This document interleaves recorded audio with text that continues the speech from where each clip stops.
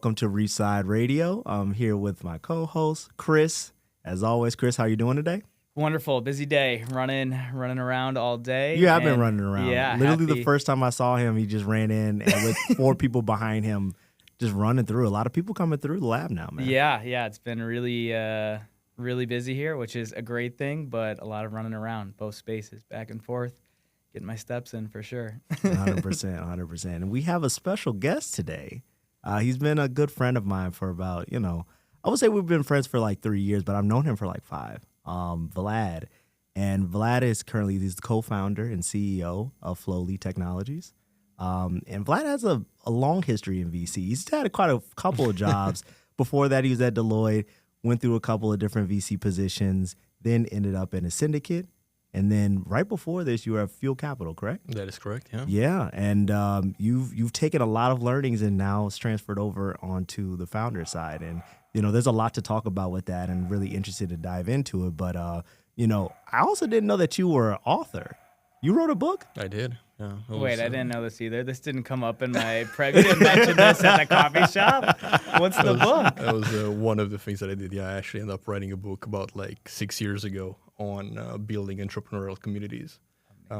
Initially it was a research project that ended up turning into a book after a conference in New York. It was the most serendipitous thing ever. Wow. Caught this guy off stage and said, hey, I want to buy you dinner. And then everyone around us was like, we should join that dinner too. And then we ended up having a dinner with 20 people. Oh, wow. And then during that dinner, he was just asking us, what we're doing, what we're passionate about. And I would tell about his research. And he's like, what if we publish a book on that? I said, definitely no. I have never written an essay longer than 20 pages. English is not my first language. And then he really convinced me. So, yeah. That's awesome. Amazing. What's the title? When They Win, You Win, a more human approach to supporting entrepreneurship. And it's really all about how co-working spaces, accelerators, incubators, and government organizations can really impact change in their local environments. Wow. And how that drives entrepreneurship. We got to get that on the shelves here. As of my perspective back then, to be clear. Yeah, you're holding out on us. We need 40 copies on that bookshelf. Exactly. There may be a V2 coming at some point. See, that will be one. I know you're busy. You're building a business, but we got to get a revised version. Yes, no, we do. Yeah, we do. Actually, real quick, what's the biggest thing you would revise? It's been 6 years since you wrote that book. Yeah, and now you have a lot of learnings. I did make a very bold statement, one of my last chapters, about how WeWork may actually, corner the world in terms of co-working space. And then about 3 years later, they declared bankruptcy. So let's just say my predictions were not necessarily the best. But, directionally, I was right with co-working spaces. Yes. Maybe I didn't pick the right one. We like being directionally correct. We don't need to be spot on. As long as we're moving in the right direction, exactly. We're in a good place. That's awesome. Well, we're excited to have you on Reefside Radio. The really theme of this show is conversations with Miami changemakers. And we see you as a changemaker in an area of Miami that I think often gets overlooked, and we think it is the most critical space, which is early stage funding for startups, specifically in Miami. More broadly, obviously, Flowlie is global, but the impact that you're making with Flowlie is incredible, helping founders find investors, get that first check, get that next check, that seed round, and so on and so forth. It's awesome, and we think it's a great change, so we're happy to have you here. Oh, my pleasure. I would love to hear a little bit of maybe if we could dive into your background a little bit just to set the table, and then I have a bunch of questions around Flowlie because we talked at coffee a while back around kind of some of the different pivots and iterations of it and where it is now. So maybe start at the end, introduce us to Flowlie now, and then let's go back to the beginning. Sure thing. And I was just telling Erick before, starting the recording, there's been, a lot of, learnings as a result of Flowlie. And we were correct on some things and really wrong on others, but, we eventually figured everything out. So at least I believe so. Yeah. In my quick way of background, I've spent literally all my career in venture across 3 different venture firms or a multifamily office group, and did about 120 deals throughout that time, 11 of those pre-C2B, primarily North America. And Flowlie, the first version of Flowlie, really was a product for investors, helping them sift through the top of funnel. Okay. We were getting 300, 350 deals a week. It was an insane amount of email we would have to go through.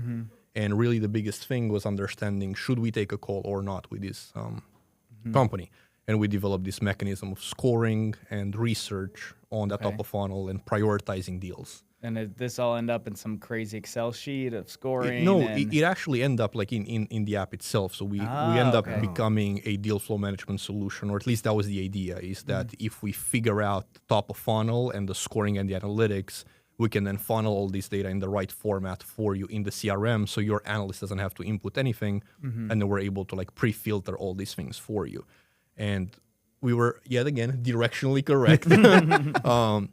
But I think the biggest issue with that is we didn't realize that people wanted their own CRMs, and we were pushing a whole new CRM solution for them. Okay. And we had about 11 pilots with pretty good firms, quite frankly. Yeah. Just the traction was not there. Like we were clearly seeing some barriers, and that's when founders told us, "Hey, could I get that data for myself?" Because we were analyzing their company at the end of the day. And we said, like, hold on a yeah, second. what did they? They're probably saying, what are you saying about my company? That sounds good. I need to know. Right, because we always thought, because again, like I spent all my career in venture, so like everything that I knew was, how can we optimize our own, process. Right. But then we realized that the data was very valuable for founders to be prepared for those meetings. And that feature, our feed scoring, is actually still in the product. Well, version 5 of it, much more sophisticated than it is right now. But now we're serving it to the founders to help them prepare and identify the right investors for them. So we did literally a 180-degree pivot. Okay. We call it like, let's say, Flowlie V2, where we are right now. And we actually killed the investor product about a year ago. Got it. Oh, wow. Amazing. That was a learning. How hard was it to kill that product? 32,000 lines of code. It was painful. I'm pretty sure our CTO shed a few tears. He won't admit it, but he definitely did. It was 2 years of work. Yeah. Well, by the way, we were nights and weekends throughout that time. Oh, wow. So we were still working, full-time investor jobs. We were building this during nights and weekends. Wow. It was a great team and a lot of effort. We did our first deployment at almost 5 a.m. When it happened. So a lot of long nights. And then, just pressing delete on so many thousands of lines of codes and product decisions and design decisions and user testing. And also revenue, by the way. Like we were still selling. We were still selling some of that product, and we had to like just tell everyone, hey, like sorry, we're just discontinuing the product. Like we have to focus on something else.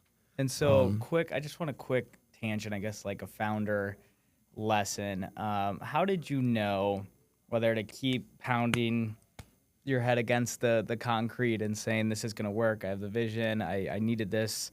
To the decision to pivot. I mean, I'm sure there were some heated debates on the team. I'm sure there was, like, how did you go about making that decision? Was it everyone felt it, or was it a complex analysis, or how did you think about it? Yeah, I mean, the actual answer is pretty funny. We got into a jacuzzi. Now, I'll tell you the backstory of it. Jacuzzi speaks everything. No, I'll tell you the backstory of it. So we flew all our team to Miami, and then we drove to Cape Coral for our offsite. We do an annual offsite. Awesome. That's a nice offsite. Yeah, it was. We got like a really beautiful, I guess, by our standards, mansion. By American standards, a house. The immigrant perspective really shows here. With a really beautiful pool and a jacuzzi, and then we were literally in the jacuzzi drinking a beer, and one of our engineers asked, like, what are we doing? Like, honestly, like, what are we doing? And, it was that, like, relaxed moment where everyone was just taking a break. And which I think we really need to change something. Like, we're getting really good. We already kind of, like, soft launched the founder product because we were getting this feedback. So we had that in market. It was not paid, but we were getting good feedback on it. And then we said, okay, should we just switch? Should we take on this new project and make that our primary objective? And we said, hey, everything we've seen, that's just a better bet to make. Let's give it a try.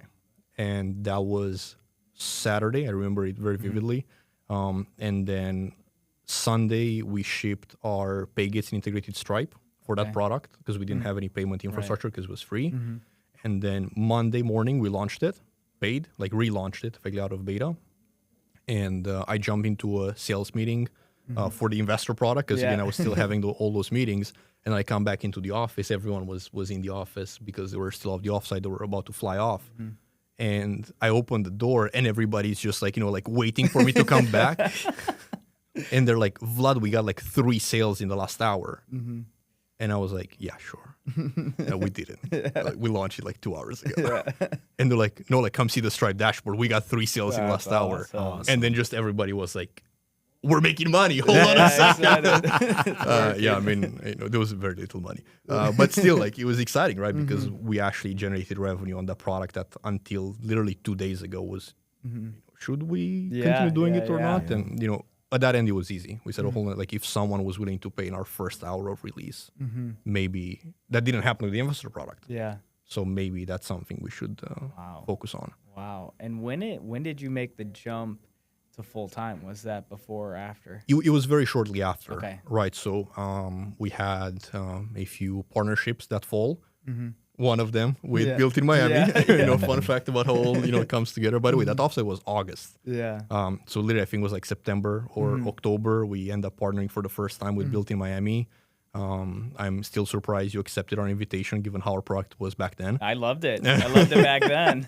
It's a much better product now. Directionally correct. Exactly. Yeah. We were just early. Like Exactly. again, we were just early. We didn't have a lot of functionality that we have right now. And later that fall, we raised a round from some family offices and high net worth individuals, and then we quit our jobs and said, "Hey, let's make this happen."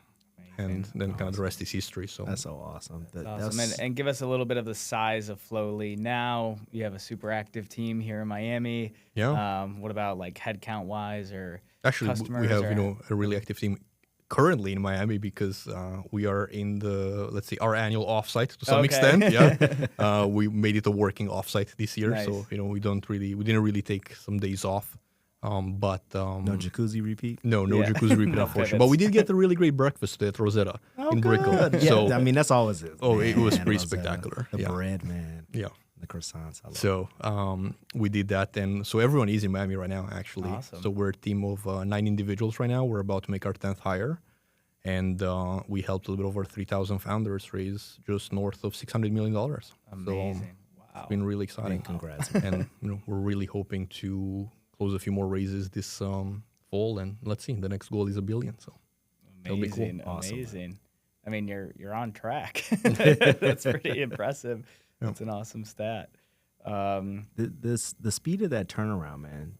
You said 2 days? Yeah. Is that something that's possible now because of where we're at with technology, or is that something that you feel, we were just in that headspace, like we were able to turn that around and make that type of thing happen? Honestly, I think it's the headspace, because if there was like one, I lead product at Flowlie among a few other things, including cleaning the office and everything else that's needed on the admin stuff. But I guess technically my primary responsibility is product. And I realized I did a really bad job with product with our first product. We did all the things by the playbook, the mom test book followed one-to-one, did a lot of customer interviews. I think we were over 200 customer interviews that we did, spoke with a lot of really great VCs, get their opinion, etc.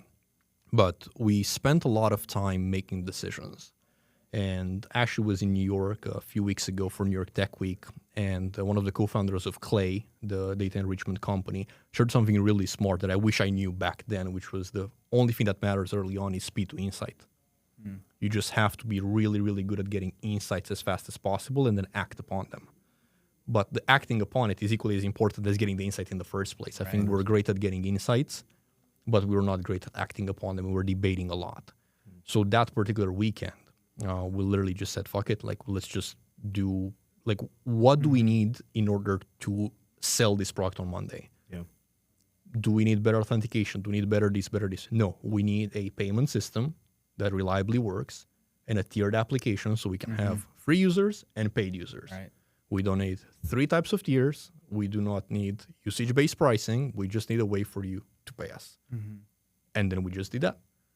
We were literally in swim trunks with our laptops at the dining table, integrating Stripe. There you go. And that was like 15 minutes after the decision was made. Like literally finish the beer, get out of jacuzzi, pat dry a little bit, get to the dining table, integrate Stripe. Nice. So everything is possible if you're actually willing to make a decision. And I think on product, sometimes you just get stuck in the debate area when the market really doesn't care. how do you create a culture of high velocity? Every time I've seen the Flowlie team or interacted with you guys, whether it was built in Miami or now or whatever it is, there just seems to be a very high sense of urgency and focus and seriousness. And obviously in the product, tons of velocity. It's just, I don't know, we met like 2 weeks ago, and I'm sure the product, you were mentioning all these new features that are coming out there. You're like, that's tomorrow, that's in 3 days, that's in 4 days. We only deployed 2 AI agents in the last 2 weeks, Only. and we are redesigning all our front end. That's launching next week. Wow. So That's actually amazing. stripping away all the front end. Really? Yep. How do you build that culture of high velocity, high speed to insight? How do you think about that and instill that in the culture? Mm-hmm. And then what type of mechanisms or artifacts in your culture or systems do you have that kind of drive that forward? Yeah, I think I'll give you a 3-part answer to that. Number one, I was telling Erick right before we started that we did literally all the mistakes possible with one exception. We genuinely hired really, really well. And I can't really explain why, because I've done only like a little bit of hiring before. Obviously, VC firms tend to be really small. Yep. So at most, I did, I think, like 2 hires prior, or helped in the hiring process of 2 people. So it didn't come as an experience. But one of my degrees is in social psychology, so I don't know if that played a little bit of a role in just human interaction. But we hired really, really well, and we screened for the right people. I would say we spent about half an hour of the very first interview telling people why they shouldn't be working at Flowlie. Interesting. And it's like about half an hour in, it's like, if you want to continue the interview, like that's great, but if this is not for you, that's absolutely not a problem. Like I'd much rather get it out of the way now than find it, a few days in, in the job. Did you get a lot of walkouts from that, where people are like, I'm good actually? No, I mean, we did. So on the engineering front, we went through quite a number of interviews until we found one of our engineers. And the reason behind it is like there are some people who are just not willing to, do the startup hustle and realize that there's a very high agency. You have to make decisions. The reason why I'm hiring you is because you're smarter than me on a particular thing. I am capable of doing your job, but I may not be capable of doing your job at the level you can do your job. So if you're looking for me for guidance, you're just not the right person. Because I can like point you in the right direction. Hey, like we need to get this done, but there's just generally no time for management. Like we keep our one-on-ones very short. It's a matter of like what went well, what didn't went well. Where can I support you? Where can other people support you? And then like go ahead and do it. So some people want more management, and I think we screened for that very early on. So very, very high agency. Obviously, skill set is important, but I always bet on agency and speed of learning than skill set. Especially in today's world where things change all the time. Yeah. Like I can't expect someone to be an AI expert or a master of GPT-6 before it's launched. Exactly. Right, but I'm expecting someone to read all the news and be on top of all these things and try all the new tools and then just be ready to rock and roll whenever it's needed. Right. So on that end, we did that really, really well. And on the third thing that I would mention is really instilling in the culture just the reality of being at a startup. Like statistically speaking, it's easier to get an Olympic gold medal than to build, scale, and sell, like exit a startup. Wow. There's more Olympic gold medalists in the world than profitably exited startup founders. Wow. Yeah. So when you put that in perspective, like, and you look at like an Olympic athlete training, you wouldn't be surprised that, they're waking up very early and doing a lot of training and physical exercise, and they're keeping their diet and doing this thing and, improving their mind and all these other things. But then we're hiring for startups as if, you can build an Olympic level team with like B players. And that's just not possible. And like one rotten egg in the mix just spills the whole team, or spoils, not spills. As I said, English is not my first language.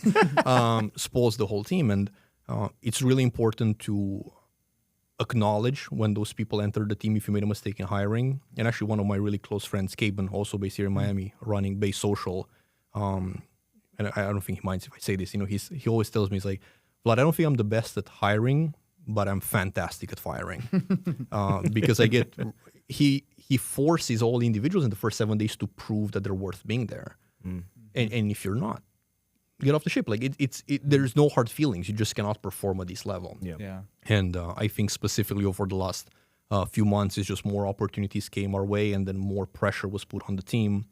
I actually counterintuitively increased my own pressure on the team because I said, hey, here's the thing. We're getting a lot of external pressure. I need to put internal pressure to stress test you before we go out. Because when we go out, I need you to be in the best shape possible. So we started like running like crazy. We started like doing endurance sports. We were, you came to Winwood Wellness with the whole team. With the whole team. And let me tell you the story behind it. Like it was literally like Wednesday, and one of our data operations manager shares in Slack, hey, it's this like cool event. And then, Ariana, who's, here in the room, with us, literally sends like a text, like, I don't know, like an hour later. And she's like, I just signed the whole team up. I love that. Like that was it, right? Like, I don't know if you have any plans for Saturday morning, but like, we're running. We're registered. We're ready to go. Yeah. So like, it's been fantastic. I mean, we moved to a 6-day work week for the summer. Because I think summer is a slow period for a lot of people. So it's exactly the perfect time to get ahead. I love that. And what a counterintuitive thing when everyone else is. Yeah. I mean, you hear a lot of this counterintuitive in how you're approaching this entire thing, but it's built around this question around the culture that you put forth. And there's a lot of efficiency and effectiveness, but there's purpose too. Like you have a very specific purpose as to why you're doing these things and why you're building the team in this way. There's two goals to Flowlie. Number one is the company goal, which is we do believe that if we do our job right, a lot of the capital is going to flow to the right innovators. Like we may not be building a frontier A model or curing cancer, but we are playing a role in helping those people get the capital they need in order to do those things. And I do see us as a very important driver of GDP growth in any country we operate in. Because at the end of the day, that money goes to hiring and developing new technologies that end up pushing the world forward. So in a kind of meta level, I do think we're making an incredible impact on the world if we're correct and if we're able to serve more people. Now, on the personal side, as I mentioned, we're a team of 9 individuals. We're 9 individuals from 9 different countries. We literally don't have one country that's repeated in terms of nationality in our team. And only, obviously, one of them is American. And that shapes a lot the culture of the team. And get the chance to really meet every single member of our team, like I make a really big point of my role as the leader of the organization to understand those individuals on a deeper level and understand what motivates and drives them. Everyone has a very specific goal, why they want to be at a successful company and want to get the financial and reputational payout to be able to improve both their means, their family means, and create a generational leap for their future families. And I think hunger drives people to ask to eat. And quite frankly, we have a team of just really hungry people. And that's amazing because everyone has a very specific reason why they're here and why they want this to be successful. So when you couple that with a large vision, you get things like we're seeing at Flowlie. And again, like the one thing that we really got right from day one. Awesome. That's amazing. Where, as maybe like a lesson to founders listening to this, where did you find all this incredible talent? Where's the secret spot where these incredible hungry people are? So our CTO and co-founder in college, we actually connected as international students back in University of Rochester. And we stayed in contact. We ended up moving together after graduation as well. Went to grad school, moved to Austin, and then I got a job in Miami. He moved to Miami as well. And we started Flowlie together. Mark, we met him at Field Venture Capital. We were working together. So again, got a chance to see how he thinks, how he operates, and also just built a really great relationship with him. And I think that's really important. Like we do get some people who are like weirded out by the fact that like we just spend so much time together as a team, but like we're genuinely friends. I mean, Ariana may not agree, but like we're genuinely friends. I mean, we play pickleball together. We go running together. We like go barbecue together. We go to pools together. Like it's a team of friends because we have a lot of respect for each other. And I think this is really important. And that friend group can be a great magnet for really high-performing individuals. Now, with that said, we also did 3 hires that were completely outside of the network. And I think in some cases, we got really lucky. And in some cases, we just went interview after interview after Yeah, interview had after a interview great after interview interview until process, like you said.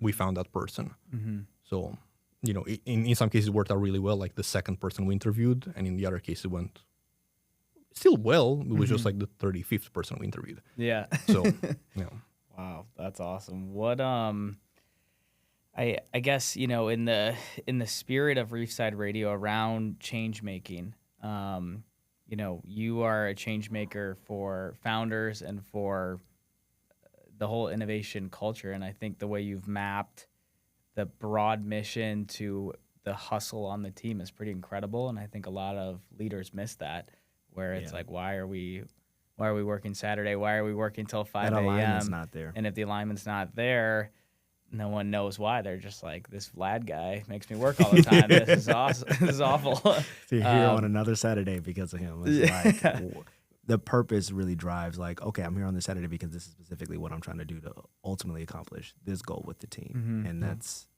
it drives a lot, man. Yeah. and I think it's also a fair question to ask, like, what else would you do in your 20s? Mm-hmm.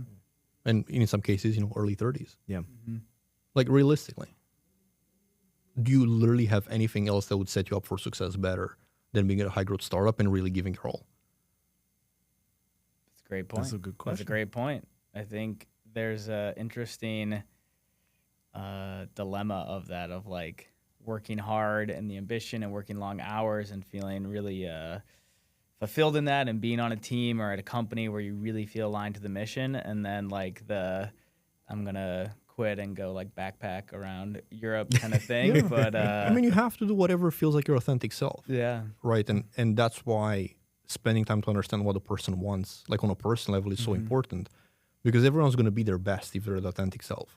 And in some people is creative expression, in some people is wealth, in some people is impact, in some people is social impact, Yep. in some people is just travel and adventure experience. And that's great. Like, all of those are just valid selves that exist in people, and they just have to have the maturity to understand that for themselves. And I think that's also a really important part of hiring. Like, are you self-aware enough to be able to answer that question? Because I don't necessarily want Flowlie to be the place where, like, you discover, yourself. Like, you should have discovered yourself at least a little bit before joining Flowlie, and we can help you accelerate that direction. But we may not have a lot of time available for you to find that direction, right? And I think Gio put it really well. We had some interesting interviews at some point, and Gio, my co-founder and CTO, said it very well. Flowlie is not a place for lost souls, and I really agree with it. Like, it's we just don't have time to wander. Of course. Yeah, Trying to build something great. Yeah, and I think I'd love your take on the concept of playing startup versus building a startup, because in my experience, I've met a good amount of people that are saying the right words, are going to the right events, are doing the plain startup types of things. They're following the news, they're following the funding, they're getting lunch with this VC, they're meeting that investor, but they're not actually building the startup. And I think it's a little bit of a trap. And the energy I feel from you and your team is so we're building the startup, we're doing the hard work, we're pivoting and integrating Stripe and launching it and taking that feedback. And I don't feel any of the we're playing startup things, and it's just so seems so like radiant from you. I'm curious, when you were on the VC side, changing gears, what were some traits that you saw in founders, or that your team saw in founders, that the fund saw in founders, that really blew you away? And did you see people playing startup, and was that a clear red flag? 100%. And I would say one thing. I mean, I've learned so much about startups after actually trying to build a startup, right? So, whenever and if I do end up going back into VC or family office or angel investing or whatever that is, I'll approach it very differently than I used to, for sure, especially on the advice. I gave really stupid advice back then. So my apologies for all the previous founders. The public apology. It's a public apology. Exactly, that got advice. I did give good product advice, to be clear, and sucked at everything else. So... yeah, not even directionally correct in many cases, as the theme of this conversation. But looking at what I was looking in founders is generally proof points of ability to do something. And when we were operating really early stage, I think there's I don't think there's a lot of people who play startups late stage because you kind of have to earn your right to be in late stage, meaning you've done something right at least in the beginning. True. You can't play through 2 rounds. Exactly. Well, I mean, Or 3. yeah. Let's say 3. Let's say 3. Okay, like let's it's going to be very hard to play after your Series A. Right. If you're able to finesse your way until Series A, like great for you. Like you deserve a career in sales. But outside of that, it's going to be a little bit harder. But early stage is like proof of ability to do something. Right. And I think that's in a way actually really easy to spot if you ask the right questions. I think a lot of VCs are just doing superficial due diligence when they don't ask a follow-up question. And I think that's really important to dive just like one layer deeper into every claim that the founder is making, because you can't really take anything at face value. Yeah. And you're going to uncover much more when you ask things like, okay, like why did you do that? Okay, and how were you able to do it? Okay, and what were the context and when you made that decision? What do you think about it? And now you realize that in some cases people may have just gotten lucky. And their answer to that is like, I don't know, it just happened. And it's like, oh, cool. that gives me another data point I was not aware. Right. Then in some cases, you actually hear some like really meaningful like stories about how they, entertained a few ideas, actually experimented with a few others, and then pivoted here and then there, and then found this, user who gave them this piece of advice, so they went that route. And like that's the early stage hustle of like the speed to insight that we were mentioning earlier, that you have to screen for, in early stage founders. And I think one of the best examples of that, I'll do a shout out of a founder I did not invest in, which is interesting. We were not able to get consensus over this particular deal. Is Myron of One Car Now. Yes. It is just quick story. The guy was 20 years old. When we were having this conversation, and like legitimately built like a company, like they were generating revenue and they had clients and they were negotiating. They're running I think somewhere between automotive and lending, specifically for like Uber drivers to be able to like lease their cars and get into the market and then have some financial products. This was a 20-year-old who was like now negotiating with like a dealership in Mexico to do this. And there's certain things when you say, is he the most prepared to do this? Certainly not. Like he has like barely any experience in the space. But did he give the proof points of like actually being able to do something? Yes. So would you then also believe that the next challenge that he encounters, he's going to find a way to either find the people or find a way himself to figure that out?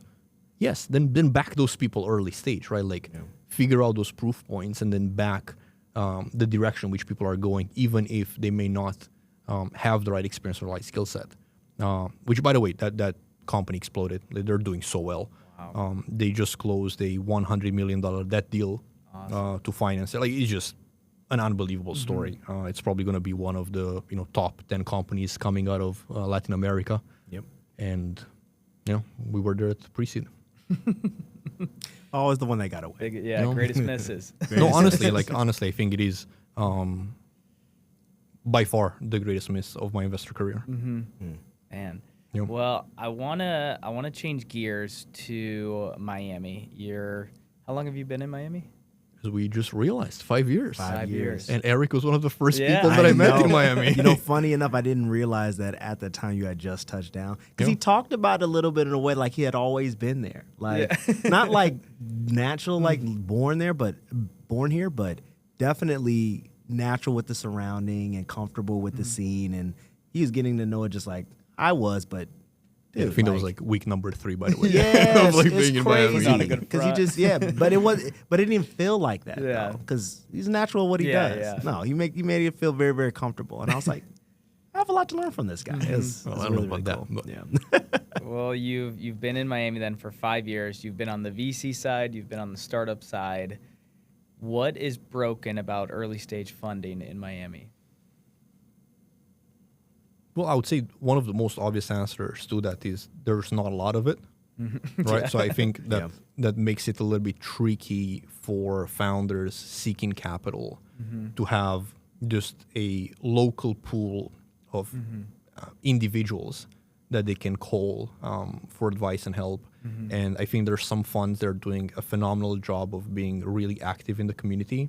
I think animal ventures out of everyone is probably being the most involved in terms of bringing their venture brand, really to the grassroots and, being there with founders and throwing a lot of events and educational events and bringing VCs from really across the country in their annual, I don't remember how it's called, their annual event. Yeah. They do conference, retreat, whatever.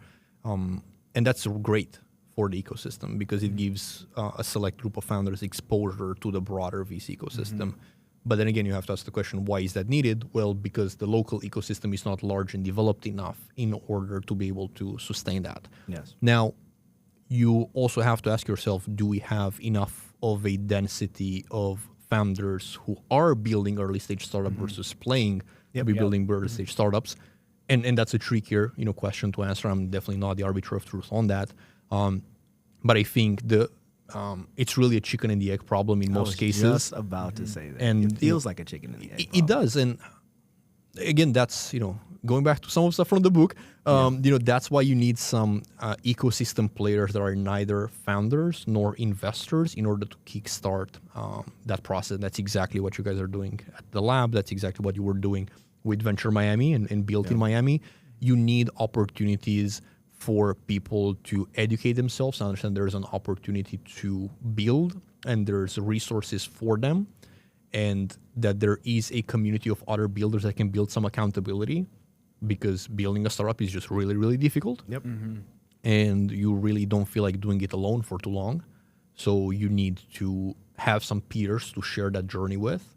And in some cases, you have to find a co-founder. Yep. And I think that's where a lot of, I haven't heard a lot of people speak about this, but I would say one of the, to answer your question, but what I think it's actually one of the most broken things about early stage investing and raising in Miami, there's not a lot of great places to find a co-founder. Yeah, there's not a job board type of thing, or a directory, or a engagements, or I don't think I've ever seen a co-founder match event, like a speed dating event or anything. I remember one, but years ago. Yeah, honestly, and solo founders don't usually raise. Yeah, because solo founders rarely go past that ideation stage. And I think you need that mix of technical and non-technical to build the foundation upon which you'll raise capital for that startup.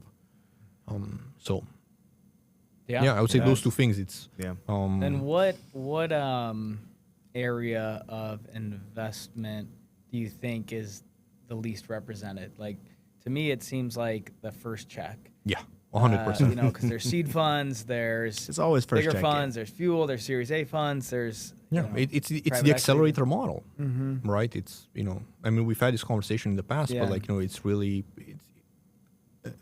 the idea of creating the YC for Miami, I think it's a good metaphor, but I think it's just going to be very different than YC because it's every accelerator takes the shape and the form of the region that they're in and the members they attract. But it is very much that early stage co-founder matching opportunity that leads into a check, that leads into some form of residency for you to build. Because when you think about what's preventing people from starting a startup, it's usually salary. Yeah. Right? Hey, I can't quit my job, so I'm building 100%. Nights and weekends. And if you're building nights and weekends, you end up building for a lot of nights and weekends. Yep. And trust me on that one, it's not nice. It takes a lot out of you. You end up not doing anything social for a significant period of time of your life. In our case, almost 2 years. You miss a lot of family events. You miss a lot of everything else in life because you're coming back from work exhausted, and you open up your laptop and you work and code until 2 a.m. and then you wake up the next morning and do the same, and every weekend you do the same. So in order for those people, or in order for more people to be willing to not do that but actually do their day job, my proposal always was some real estate magnate in the region should just buy a building, have office space for the first 2 floors, and then studios for the remaining 4. Yeah. Just offer people free rent and food for 3 months and accept them in this accelerator that's also a camp for adults. Yeah. It's kind of like HF0. Put them in one building and then, just let them build. So they don't have to worry about making rent. They don't have to worry about food. They can just, go downstairs, and work. Yeah. I know HF0 in San Francisco is having a ton of success with that. I mean, hacker houses work. Yeah, They really definitely. And it's also the density. I mean, we haven't spoken about this, but like, I know you and I spoke extensively about it. So like, I think Miami has a really big density problem. Yeah. Like, despite being a relatively small city in terms of population, it is very spread out, and the public infrastructure does not allow very easy transportation from one region to another. We have a huge last mile problem. So like trying to go north and south, feasible on Metro Rail, feasible relatively. But then as soon as you get off a station, like trying to quickly get to Wynwood or trying to quickly get to any other type of place that people are like mainly in except Brickell is hugely problematic. And so any Edgewater, for instance, because I know there's people over there too. Those different offices that set up in place, it takes forever to get to them if you don't use a trolley or something else. And then when does the trolley come? And can your employees reliably use those methods to get to work on time? Can people use them late at night? Because we have very long work schedules based on like how we're building our companies respectively. So it makes it very difficult. And I really like the point that you brought up when we did have that conversation about density, where building density is a factor of, you know, your company, right? And having your company be able to manage its culture really well by having people move through the city effectively, like where they live, where they work, but then also a factor of like, hey, I just want to know what the other co-founder that I respect does. And like, I just want to be in the same building as them. And I just want, it's why co-working spaces generally work, but then you get to a certain point where you're like, hey, I have a team of like 30. Is this going to work out in this way? So it was a really, really fair point, man. And it's something that we talk about a lot of Miami, about like where people are physically located, but haven't necessarily come to a clear understanding about how we want to solve that respectively. Yeah, and I think someone at some point will be willing to say, let's call up every single founder in Miami and let's see if we can work out a deal that they can move into this particular office that fits as many of them as possible. Yep. Ideally bring a few of the VC firms to relocate their offices there as well and build that natural density. Because the thing is, when you are close, like in so close proximity to vendors, and I don't mean like, you know, traditional vendors as, you know, we're talking, you know, in like traditional businesses, right? You know, you buy your flour from you know, this person, you bake bread, and then you sell this customer. But I'm talking, you know, your payment infrastructure, your identification infrastructure, authentication infrastructure, your customer data enrichment tool, like all these other things. And I can literally walk to, doesn't have to be their founding office, could just be a satellite office. Yep. But ideally, it's a founding office, and speak with their founder or their engineer and say, hey, I'm generally trying to onboard on your tool. Here's what I'm doing. Can you help me get unstuck? And like, those are going to be vendor relationships where those startups can actually grow together. And I think the most underrated thing, well, actually, I don't know if it's the most underrated thing, but like a significantly underrated thing about YC is the amount of revenue synergies that are happening in the cohort. And people like make fun of, so, oh, there's like YC companies selling to YC companies. Yeah, but that's still revenue. Yep. Yeah. Like, I don't know why that's a bad problem. No. That's actually companies that are now creating a new generation of the latest CRM, the latest data enrichment platform, the latest authentication layer, the latest XYZ, and they're building that together. And I think feed off each other. Exactly. Yeah. And quite frankly, you know, most entrepreneurs are really competitive individuals. I think if you're a non-competitive entrepreneur, you're not going to last too long in business. Gotta have something in there. Yeah. And again, like, full honesty, like having someone next door that just works harder than you, like, I'll be on that trampoline for longer. Yeah. I'm not willing to go in second place. But I'm looking, you know, and again, not throwing shame on anyone, but like, we're always the first and the last people in our office, in the whole building. Not one day was any light on after the Flowlie team left. One day. I love it. You just go harder than everybody else, you're man. fired Like, up, Vlad. And then like the question is like why is that, right? Like, why is that? Like, Well, why do people leave at 5 p.m.? Like, you can't build you can't build a startup and leave at 5 p.m. Yeah, let's talk about the Miami working culture in that essence. Like, Miami, traditionally vacation, traditionally fun in the sun, tourism, right? And then you have obviously big Fortune 500 companies here. Yeah. And the startup culture is very different from New York or San Francisco. Just the way business is conducted. Sometimes it's a lot more meetings and having a cafecito and really getting to know the people versus New York. Like you said, maybe run over to someone's office and say, hey, your thing is broken. I'm trying to use it, right? And I think, I don't know, why, maybe a good question is, why do you stay in Miami? Well, You're building your company here. Why are you staying? So there's okay. So two-part answer to that. One, I'll answer a question before answering the one, which is the fact that I think there's a idea that Miami doesn't work as hard, but I think there's a lot of really hardworking Miami entrepreneurs. Generally, really hardworking Miami entrepreneurs. For whatever reason, they're just not in the same space. Right? They just tend to be in like different co-working spaces and different things. And again, I'll shout out again, Gavin from Base Social. He's an absolute monster. Yeah. Like we had a 7 a.m. Saturday meeting at his office once, and he's like, "I've been here till 6." And I'm like, I was 1 hour late. I feel bad for showing up at 7, and I'm like, damn, all right, I gotta step up. Next meeting we'll do it at 6. But it's about proximity. And I'll give the honest answer on like how we got to Miami was like it was really by accident. Like I was not supposed to be in Miami. I moved to Miami for the family office role where Erick and I actually met through, and they were recruiting for 2 roles: regional director of the Southwest, based in Austin, where I was at that time, and regional director for Southeast, based in Miami, where I obviously wasn't at that time. And I applied for the Austin role, and so did a lot of other people, and did not have great candidates who applied for the Miami role. And the managing director asked me, hey, I really want to hire you, and I really want to hire this other person as well. He's more senior than you are. I was fairly young at that time.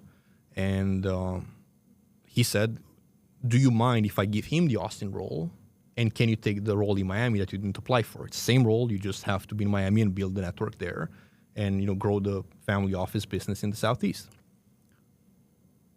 Okay. Wow. I mean, sure. And literally, and I say this to him sometime, I'm like, the reason why Flowlie is based in Miami, it's all because of him. like seriously, like there's no other reason why we're in Miami. It just happened. I feel like there's so much of life that just serendipity.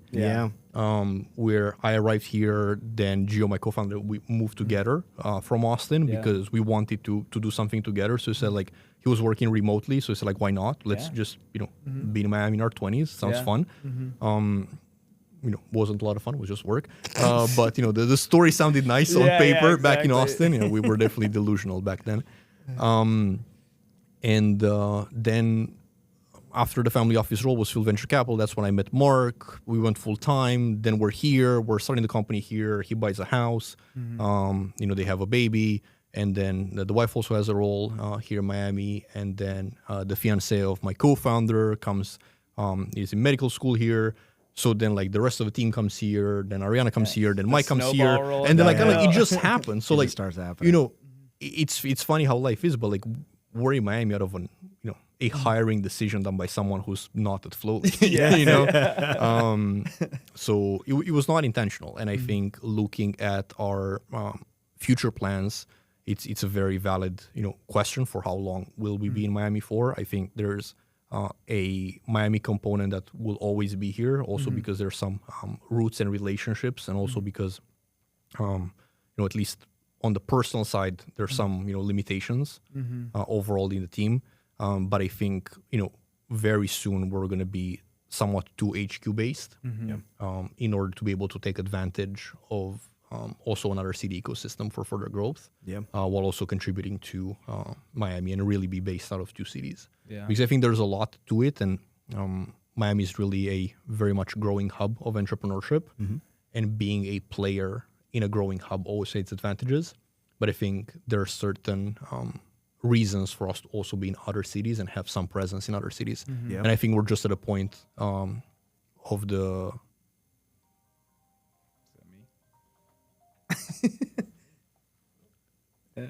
All good. We'll just cut it on the afterward. Okay. I think there is some point, which is roughly where we are right now, like 9 individuals, soon to be 10, where you can afford to split the team and be based in 2 cities. And it makes sense for I mean, you know, the demographic that you serve, founders, entrepreneurs, high growth startups, makes so much sense for you to have an HQ and do events and activations and pop-ups in every hub. You know, I think your like roots in Miami, I think, are great, and we want, you know, for the whole ecosystem to grow, to have companies that are rooted here. That doesn't mean every single employee needs to be, you know, living in one neighborhood. But I think it's awesome that you do have roots here and want to kind of be a Miami success story. And again, that means you're going to have to grow to other HQs and other offices. Very much. And quite frankly, I mean, the company was born and raised here, right? So like this is, you know, we're always going to be a Miami founded company. And I think, you know, I hope that, you know, the success, like, you know, writing the Amazon style, right, the press release before, you know, it happens. I feel like I hope that, you know, the press release of our success will, you know, mention the fact that, you know, despite, you know, not a lot of early stage funding and this and this and this and that, we were able to build a business exactly in the space that needs the most help in that city, right? And I think, you know, we've made our journey harder as a result of it. Like, I think it would have been much easier to build Flowlie, like, let's say in SF. I mean, we chose a lot of battles that were not easy, and, you know, here we are. So I think that builds character in some ways. So Definitely. it's good to face plant a few times to get that. But it's also good to sometimes we don't do this here enough, where we're understanding the reality of these difficulties of actually growing companies in Miami and understanding what that means for founders on the ground, right? We talk about, hey, Miami just did this as a quote unquote record, or we raised this much money per quarter, and we've been able to bring these companies to bear in terms of how much they've been able to go from this stage to this stage, from this round to this round. And we don't have a real conversation about, hey, they did do that, but they did that in this much, much more difficult way than they otherwise would have if this had happened or this had happened. And there's always a question of what ifs, right, in terms of building out companies. But most founders are going to choose the easier way because it's already hard enough. So most founders probably wouldn't have done what you've done after coming to that realization. And maybe you came to this realization, I don't know, like 3 or 4 years ago. You would probably, another founder would have said, I'm going to move now, immediately, and then make that decision, and you decided to stay, which, you know, super grateful for, at least in terms of a city and an ecosystem, but understanding and knowing why you stayed and thinking about ways that we can really dig deep and replicate that is important. Yep, and 2 quick things. One, I think a stat that's important to share, and I don't know yet necessarily what's the inside of that stat, but I'll share, like, we have never made a hire in Miami. Our entire team was hired somewhere else. So again, I don't know if there's an insight to it, but it's interesting. Like, everyone who works right now in Miami moved from somewhere else to be here. Was not hired in Miami specifically. So I think there is more broadly a talent question that we can, you know, discuss, and that doesn't mean that Miami doesn't create great talent. Right. It just means it's sometimes easier to find a talent if you go to a different region and then convince them to move to Miami. And quite frankly, convincing someone to move to Miami is not a hard proposition. Yeah, it's pretty easy, you know. So there's that. And on the other end, if I can be just like very honest, you know, in this conversation, that's what we want, man. Awesome. All right. I'll, you know, moment of vulnerability here. We did like consider at some point, say, like, should we do this in SF? Yeah. And quite frankly, we like looked in the mirror and said, like, I think there's a lot of work left to do for us to be able to compete in SF. And I think the Flowlie that you're seeing right now, and, you know, the team and everything that we've built has the goal of being able to at some point compete in SF. I don't think we're there yet, quite frankly. I think there's some, you know, teenager monsters there that are working harder and smarter than us. And like, I don't know how I can compete with like an 18-year-old who's been coding since he was like in the womb, and then like another, you know, 17 TikTok influencer who has like, you know, 5 million followers on TikTok and like knows how to do distribution in consumer. But those people are just insane. Like, I don't know. There's a whole different energy, and I think SF, every time I go and visit, you realize like we're talking like, I think there's, if you're analogous to like football, soccer, but you get my point. Like the football, there's like League 1, League 2, League 3. I think SF is like a few miles above. Like there's no other place like SF. Like it's League 1 Super Prime Plus. Yeah. And you really have to want it to be able to compete there. Otherwise, you're just gonna be shred to. You're just gonna be out. Yeah. As fast as you were in. So I think part of it was also like a fair question. Like, can we generally go there and compete, or do we have to become the best version of ourselves here before we have any chance of competing there? Because otherwise, the company just dies. Right. So it's a binary outcome. Yeah. You're in or you're out. Yeah. So in some case, you may say, well, you chose the harder path, which we did. But in another case, we made the easier decision.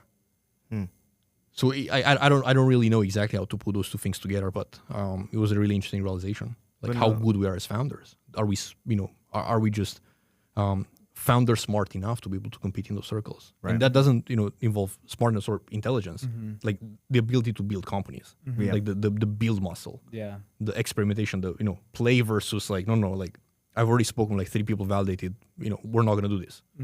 Like how did you make that decision so fast? But like that's what is needed, Yeah.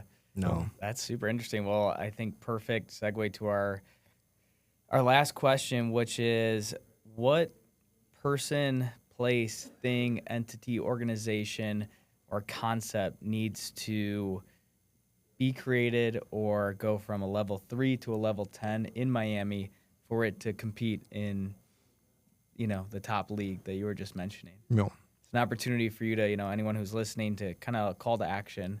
Yeah. What's missing that needs to exist to get us to that step change? I honestly really go back to density, and there must be some form of physical place for founders to be together, to just enable the natural instincts of a founder to compete and win, to come to life, and be in a room of people who are insanely smart and driven and want to outcompete each other for a specific role, which is building a company, even though they're not in competitive markets, and be inspired by each other and have the ability to grow together. Because building a startup is incredibly lonely. I think there's a lot of people who speak about it, but you don't really understand it until you actually become a founder. It's an absolutely sometimes unbearable amount of pressure on your shoulders every single day, especially as you increase like the headcount and payroll. And having other founders who are going through the exact same thing and realizing that they're humans too, they have their worries too. But then you see them on the first page of TechCrunch and you're like, I want to be like that guy. And then you grab a beer with that guy and he's like, I don't know what I'm doing. And then you're like, what? But first page of TechCrunch, and it's like, my whole point is you got to be able to grab a beer with that guy, or girl, whatever it is, or wine, whatever your beverage of choice. And that requires proximity. And it's not just for the founders; it's also for the employees. Like I want our engineering team and our data scientists to be able to meet engineers and data scientists at other companies and learn from what they're doing, and bring some of the best cultures in our culture. And that's why, going back to where we started this conversation around like team culture, I think city culture is equally as important, or let's say like, region culture, if we were to like make it like a little bit more specific part of a city, neighborhood culture, if you may. And like YC has a YC culture that sits inside the SF culture. Right. And inside that YC culture, you have individual YC companies.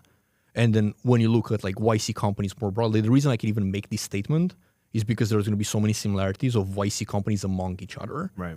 Because their cultures are effectively blending together because of those. There's a shared culture that exists amongst the companies. Exactly. There's like a shared understanding of how building is going to look like. There's certain role models that everybody is, trying to emulate afterwards. There's, good education is easy to find. Yeah. Like we can go on YouTube if you want and find all the educational material that you want, but it's going to be very different when you hear Sam Altman on your iPad or your laptop versus when Sam Altman is in the room and it says like, here's where AI is going.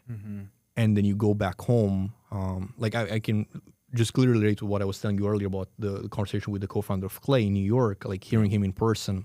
It was a great event organized by Notion at the Notion headquarters, and they brought him in, small group. I don't think we're more than 40 people. I ended up having a chat with him, and then you go back home after that conversation, you're like, a guy who built a $1 billion company told me that speed to insight is the most important thing in an early stage startup. You think I have the audacity to like contradict him and say, nah, no, That's not it. it's, it's hiring. Yeah. I know better. And I can hear the guy on YouTube, but it's not going to have the same impact. Yeah. Yeah.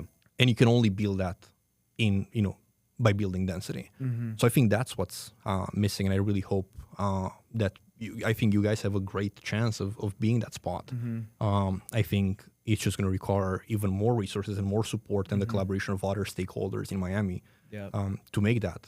And I think it's in the interest of everyone in Miami for that to happen and be able to bring those founders together at various stages so that when someone who's just getting started looks at the, 2 offices down and sees a company of 20 employees and says, I want that. And kind of as a quick conclusion here, I remember, again, a quick personal story. There's this VC that I really admire. She's the youngest VC to have raised the fund in the United States. Her name is Paige Doherty. She runs behind Genius Ventures in San Diego. And I've been following her journey and actually collaborated with her a few times. And just honestly really inspiring, journey to be able to raise a fund that I think she was like 23 when she did. And I remember specifically her post when she got her new office, when they finished raising the fund. In San Diego, it's like a small office with a couch, a coffee machine, like a few desks. And it's like, welcome to the new Behind Genius Ventures office. And I have this LinkedIn post stuck in my memory because I remember looking at it and saying, man, when we have an office, it's going to be spectacular. And our first office was effectively a shoebox. Yeah. But I remember walking in that shoebox, and I remember it was Mark and I who got the keys that particular day.